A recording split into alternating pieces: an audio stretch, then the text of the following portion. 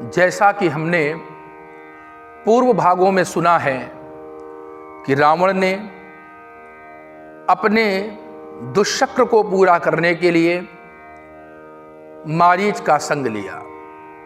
दुष्ट लोग अपना काम बनाने के लिए साथ ढूंढ ही लेते हैं और मारीच के सामने जब प्राणों का संकट उपस्थित हो गया तो उसने रावण के हाथों मरने की अपेक्षा श्री राम के हाथों मरना श्रेष्ठ समझा और वही विचार कर रहा है कि इस नीच के हाथों से मरने की अपेक्षा अगर मैं भगवान राम के हाथों मरूं।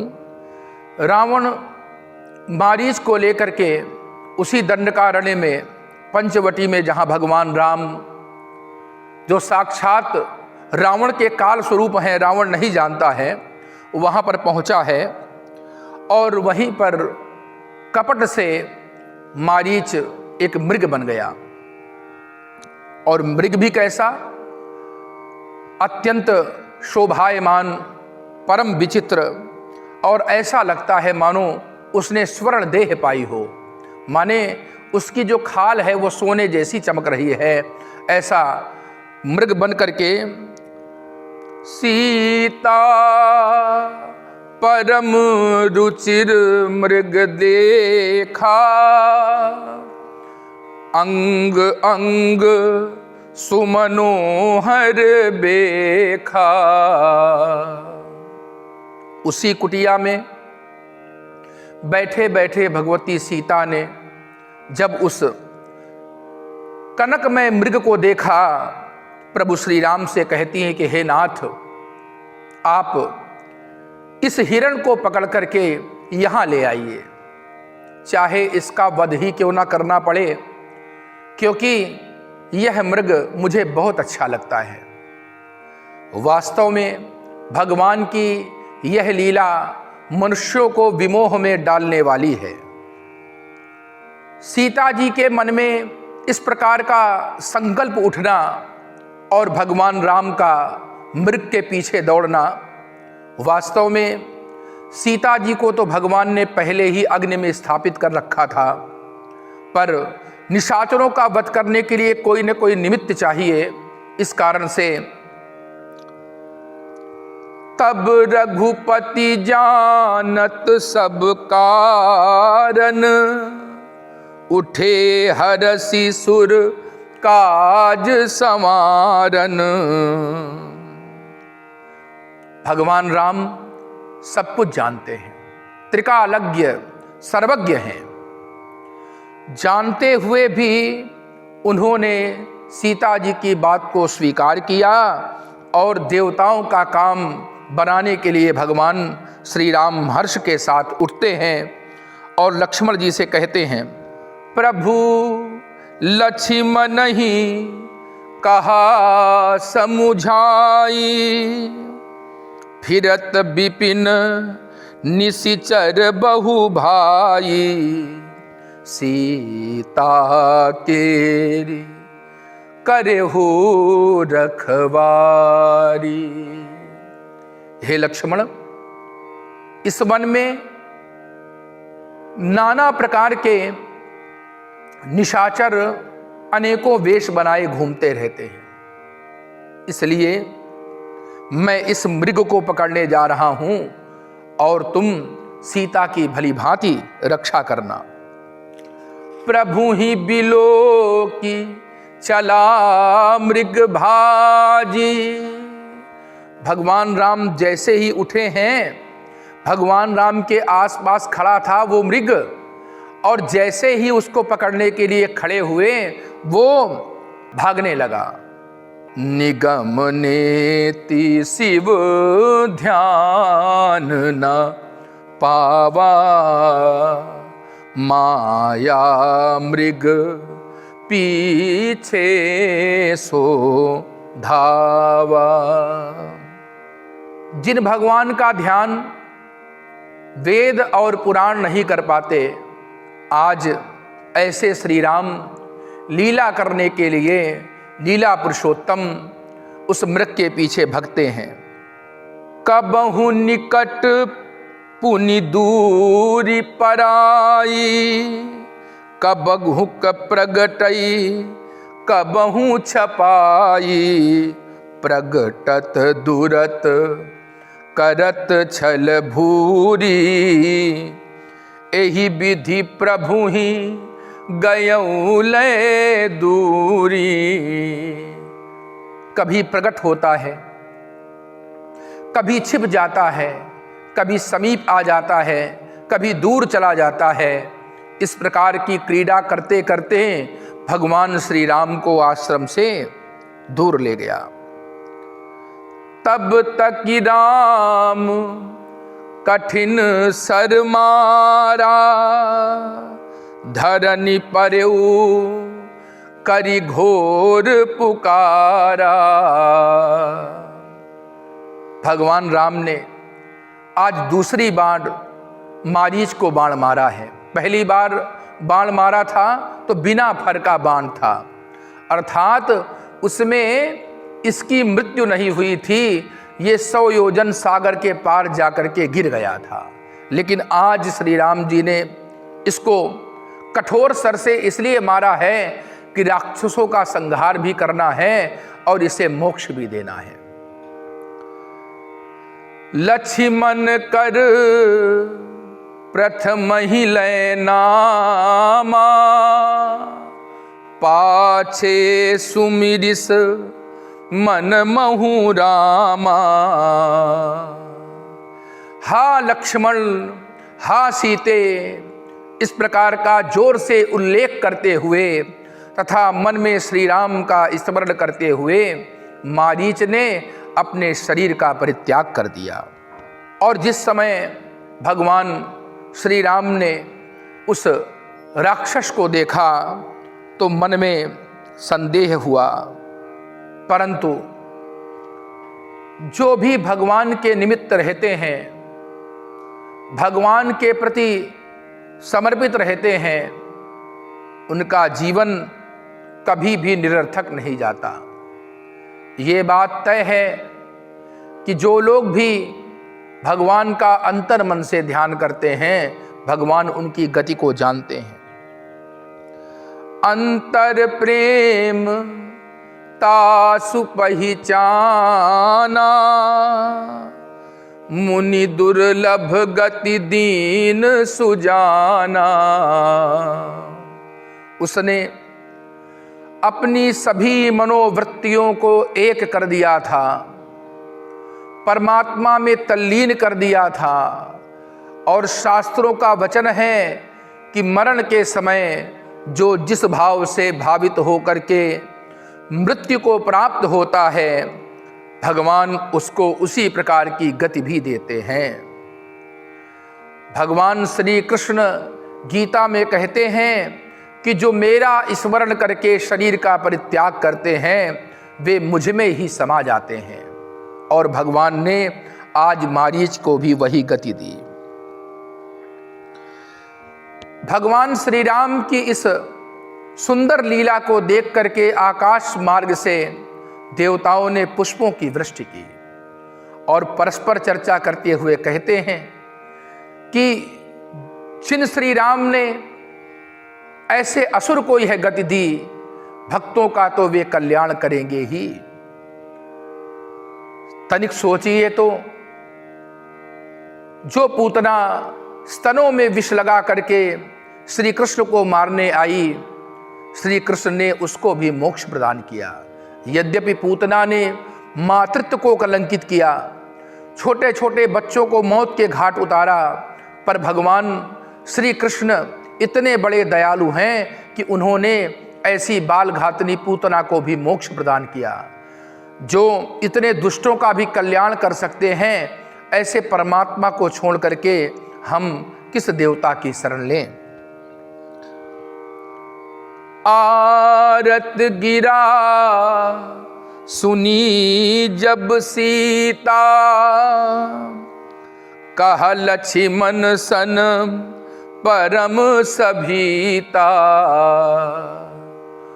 हा लक्ष्मण, हा सीते, इस प्रकार का उच्चारण जब सीता जी ने सुना तो उस आर्त भरी वाणी को सुन करके उनका धैर्य टूट गया और वे भयभीत हो गईं। उनको लगा मानो मेरे परम प्रिय स्वामी में कोई न कोई संकट अवश्य उपस्थित हुआ है, तभी तो लक्ष्मण का और मेरा नाम लेकर के आवाज लगाई है प्रभु श्री राम ने।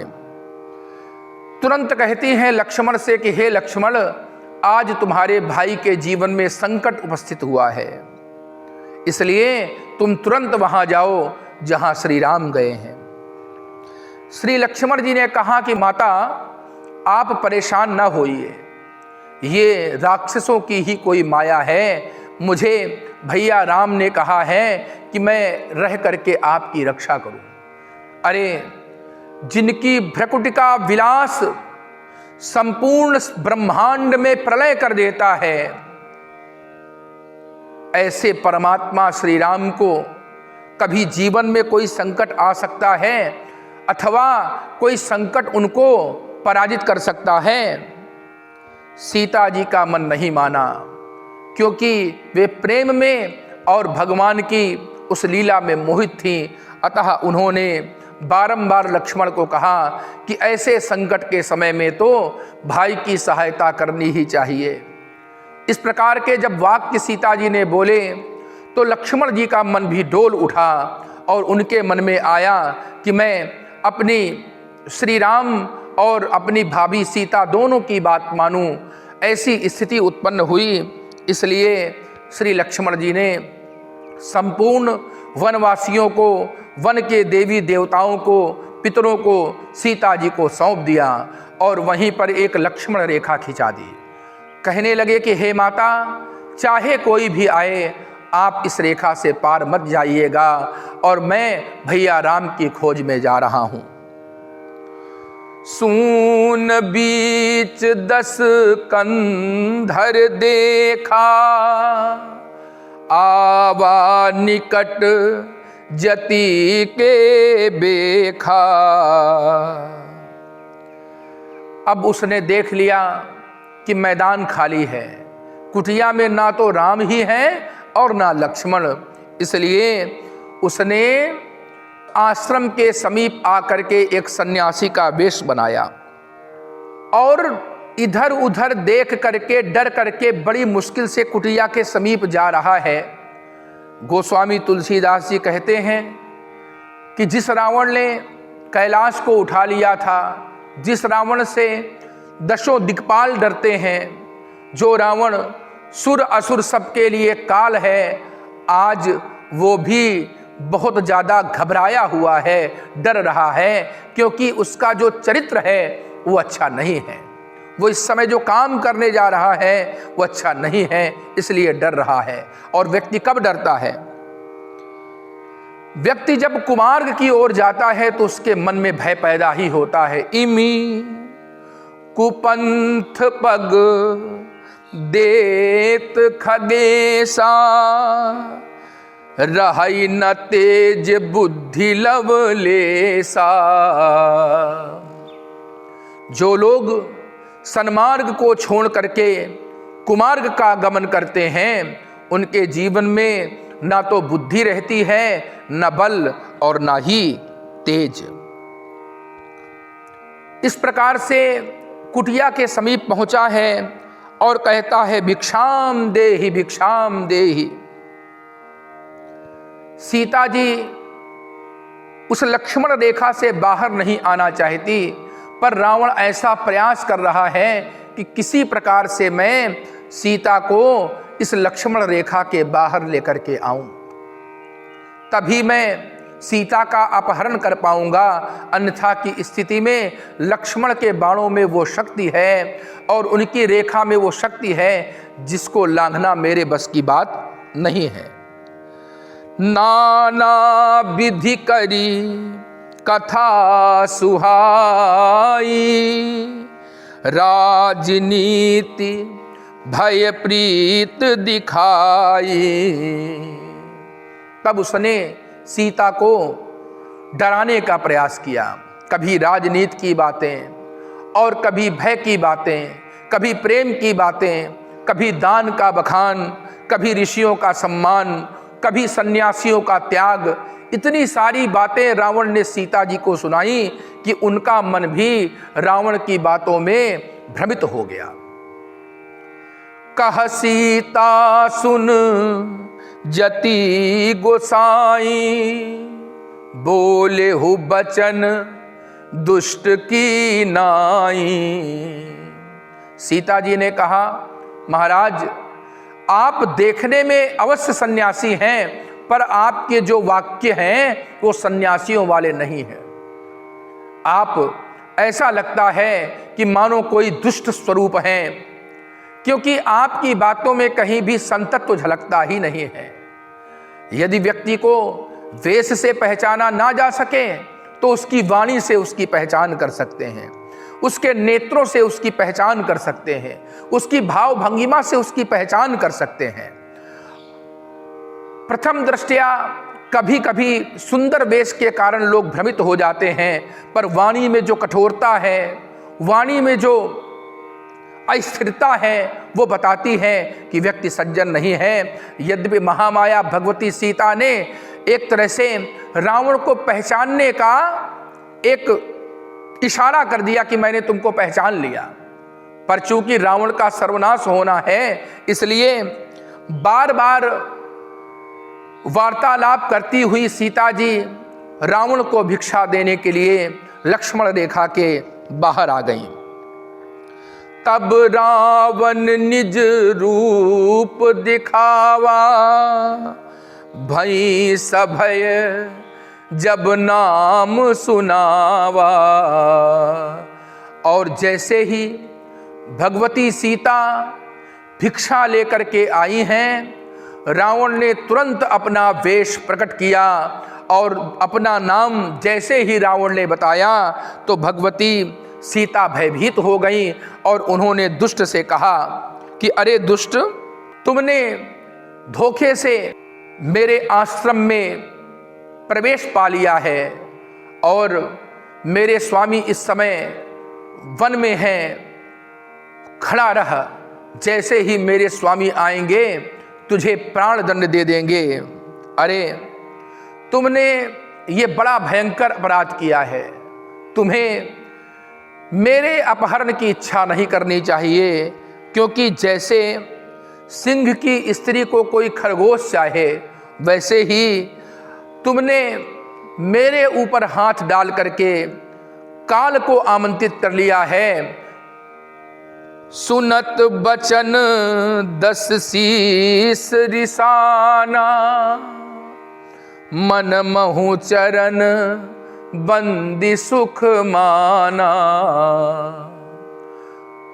सीता जी ने जब ये उपदेश दिए तो रावण को बड़ा क्रोध आया और बहुत क्रोधित हो करके उसने क्या किया, सीता जी को गोद में उठा लिया। मन महु चरण बंदी सुख माना, और मन ही मन भगवती सीता को प्रणाम करता है, क्योंकि रावण तो पहले ही सोच चुका है कि जो खरदूषण को मार सकते हैं, तृष्णा को मार सकते हैं, वो मुझे भी मार सकते हैं, पर मैं करूं क्या? इस तामसी स्वभाव के कारण मैं भगवान का भजन तो कर नहीं पाऊंगा, इसलिए उनसे वैर प्राप्त करके, वैर भाव लेकर के मैं अपने वंश समेत मोक्ष को प्राप्त करूंगा। इसीलिए उसने सीता का अपहरण किया। क्रोधवंत तब रावण लीन है सिरथ बैठाई, चला गगन पथ आतुर भयरथ हाँ कि न जाई। रावण ने अपने पुष्पक विमान में भगवती सीता को बैठा तो लिया, परंतु विमान चलाने की जो विधा है थोड़ी देर के लिए उसको भूल गया। वो इतना भय उसके मन में था, क्योंकि चोर के मन में तो हमेशा भय रहता ही है। भगवती सीता विलाप करती हैं कि हे रघुवीर, हे श्री राम, आपने किस अपराध के कारण मेरे ऊपर दया नहीं की? मैं मानती हूँ कि मैंने आपको जो आदेश दिया, मैंने आपसे जो हट की, उसमें कहीं ना कहीं मेरी गलती है। पर हे प्रभु, आप आकर के इस दुष्ट से मेरे प्राणों की रक्षा करिए, मेरे सम्मान की रक्षा करिए। लक्ष्मण जी के बारे में कहती हैं, हा लक्ष्मण तुम्हार नहीं दोषा, सो फल पायूं कीन्ह्यों रोसा। हे लक्ष्मण, इसमें तुम्हारा कोई दोष नहीं है। तुमने तो मुझे बहुत बार समझाने का प्रयास किया, पर मैंने ही अपनी हठ धर्मिता तुम्हारे ऊपर थोपी। आज उसी का दंड विधाता मुझे दे रहा है। सीता के विलाप सुनि भारी, भय चराचर जीव दुखारी। सीता के उस करुण क्रंदन को सुन करके जितने भी उस वन के पशु और पक्षी हैं, सभी व्याकुल हो गए। बोलिए सियावर रामचंद्र की जय।